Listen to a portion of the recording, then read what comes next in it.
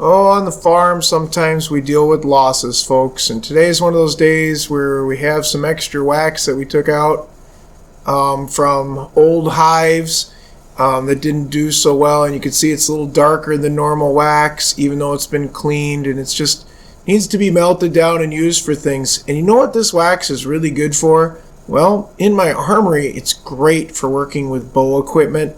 It's great for working with strings. It's excellent for coating wicks, and to work with it, you really do need it in bar form, and that is how we sell it.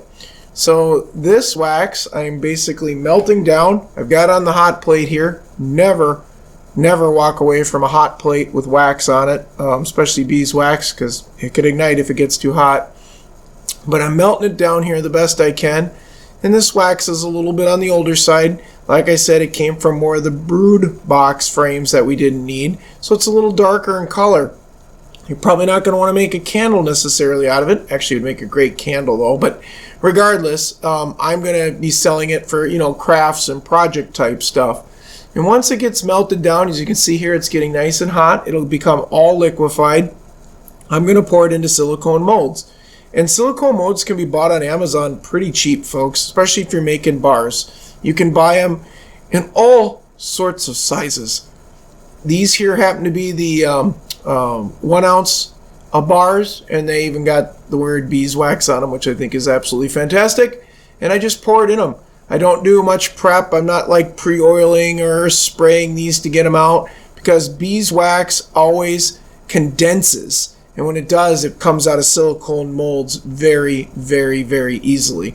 Now, I had 2 molds here set up in case I needed it for the second container, but it all fit in the first container, so I'm probably only going to use 1 of these.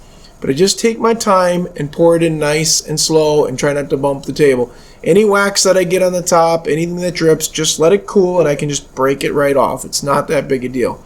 I do like to get it as full as I can, because again, there's always some contraction of this wax when it cools, and you want to give people the ounce that they paid for.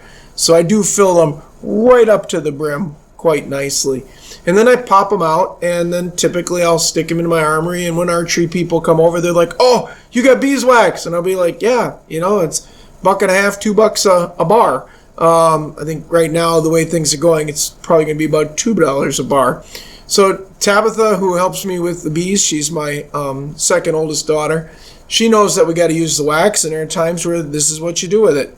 And it actually makes a little cash flow too, because when somebody's over and they need a little beeswax to work on their, D-loop cinch down, or maybe they're doing a little serving, or, they're tying a couple soft knots, this stuff works fantastic. You just, put the little bar against your thumb and run the little string through it. Instantly, you've got some wax on it. For a couple bucks, it typically flies right off the shelf, I can tell you that much. And it works really great for cinching down those cords, because that wax then dries and makes it really hard. So now that this is done, I'm just going to let it sit a few hours, and this will cool down. Normally, I let it sit overnight. As you can see now, it's been about 2 hours. It's not cool yet, but it's getting there. It's looking really good. You see the yellow on the edges. Overnight, come back the next day, and Tabitha's going to take these out for us. Look how easy they come out, folks. You don't have to worry about release with this kind of wax. This isn't a soy-based wax that bonds kind of to the silicone a bit. You just move the silicone around a little bit before you pull them, and it's all kind of free. They get little gaps on the edges, and it comes out really nicely. And then we'll just take this stuff and stick them in individual Ziploc baggies and hang them on the shelf. And for whatever reason, somebody wants a bar of beeswax, for a facial stick, or, they want it for like string or a craft, or they need it for archery, they'll have one. Ours are about 3 inches long by about 3/4 of an inch wide, and just a little over probably a half tall. And these are nice 1 ounce beeswax bars. They're great for selling at farmers markets too, folks. Have a wonderful day.